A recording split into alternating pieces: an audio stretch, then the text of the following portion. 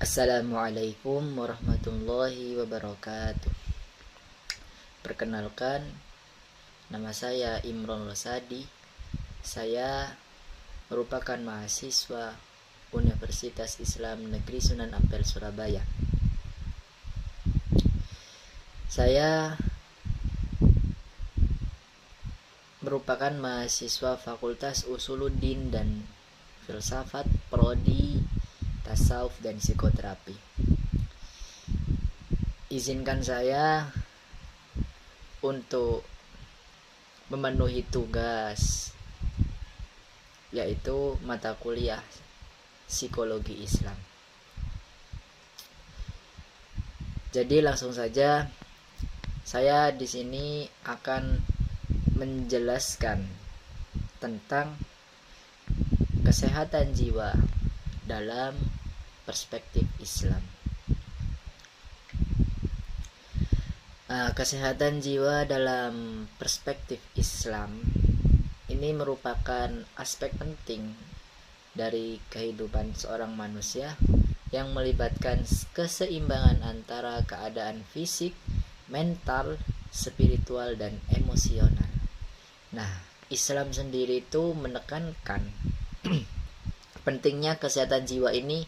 Kenapa? Karena kondisi ini sangat mempengaruhi kualitas ibadah, kemudian hubungan sosial, dan kebahagiaan seorang muslim dalam menjalani hidup. Nah, konsep kesehatan jiwa ini dalam Islam melibatkan pemahaman tentang fitrah manusia serta peran akhlak dan hubungan dengan Allah dalam mencapai kedamaian batin. Apa sih kesehatan jiwa menurut Islam itu?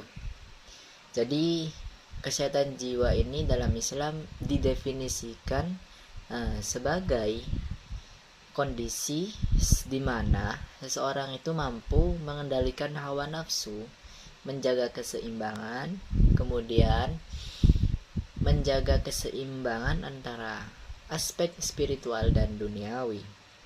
Kemudian juga memiliki ketenangan batin dalam menghadapi berbagai ujian hidup. Nah, ini yang dimaksud kesehatan jiwa. Kemudian kebersihan hati juga itu mempengaruhi kesehatan jiwa. Kenapa? Karena kebersihan hati atau kita sebut tazkiyatun nafs ini merupakan suatu pondasi utama dalam kesehatan jiwa. Nah, hati yang bersih ini bebas dari penyakit hati itu seperti kesombongan, iri hati, dan kebencian. Kalau hatinya bersih. Kemudian, proses pembersihan hati ini penting untuk menjaga ketenangan batin dan keseimbangan mental. Kemudian ada hubungan dengan Allah atau ibadah. Nah, kesehatan jiwa ini dalam Islam ini sangat bergantung pada hubungan seseorang dengan Allah melalui ibadah seperti sholat, puasa, zikir, dan membaca Al-Quran. Nah, ini memiliki peran penting dalam menenangkan hati dan pikiran seseorang. Kemudian saya akan menjelaskan penyakit hati yang merusak hati. Jadi penyakit yang merusak hati dan jiwa dalam perspektif Islam.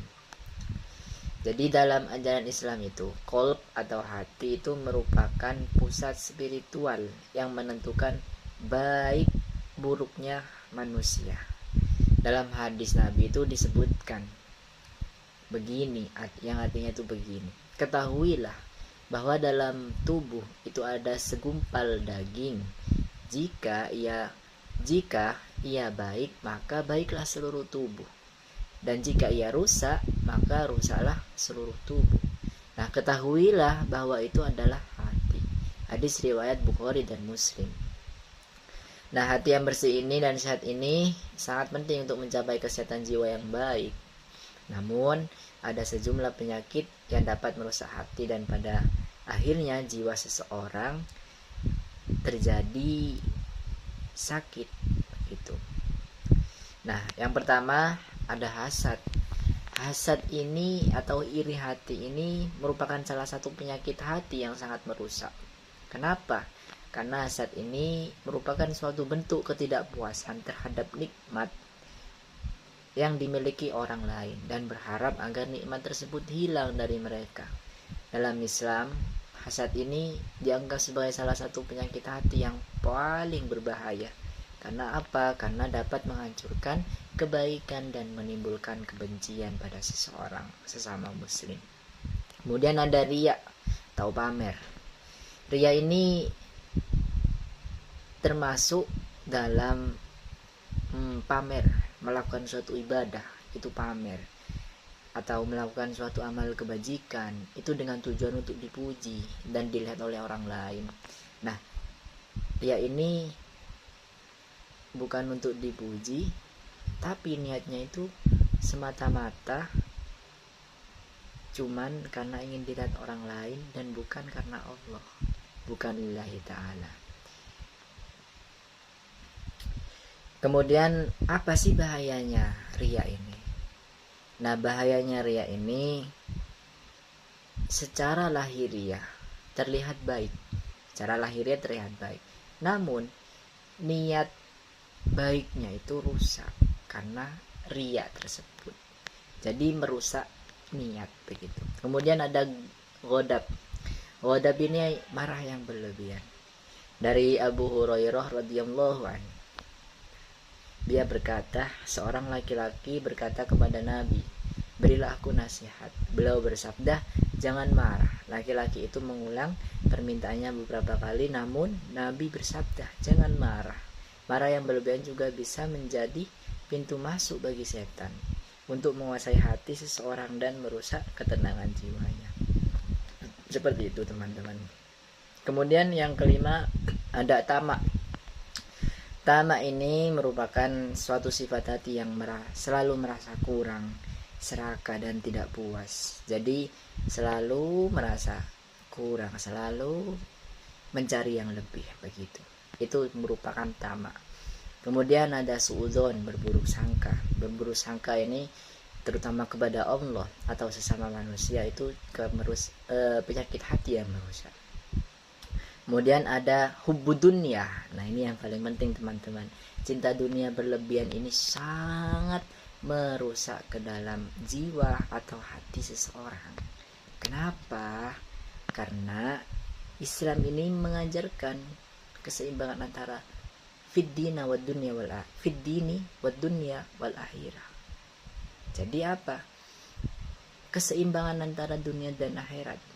Namun ketika seseorang ini terlalu terpaku pada urusan dunia, ia akan melupakan kewajibannya kepada Allah. Contohnya bekerja terus menerus tanpa sholat, tanpa puasa. Tidak puasa Ramadan karena alasannya bekerja, pekerjaannya keras, pekerjaannya susah begitu. Nah, itu merupakan bentuk hubbud dunya, cinta dunia.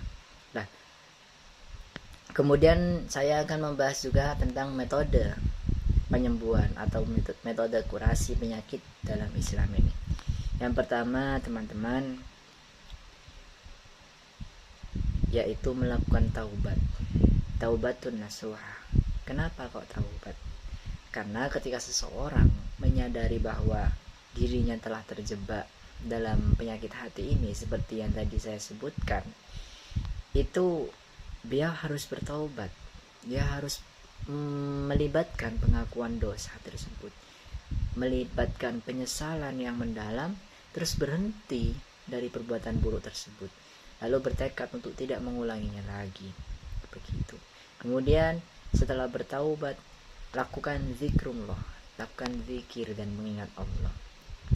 Itu merupakan suatu metode untuk penyembuhan dari menghindari dan suatu penyembuhan juga agar kita itu tidak melakukan suatu perbuatan yang tercela dan terhindar dari penyakit-penyakit hati. Kemudian ada mujahadah teman-teman, berjuang melawan hawa nafsu.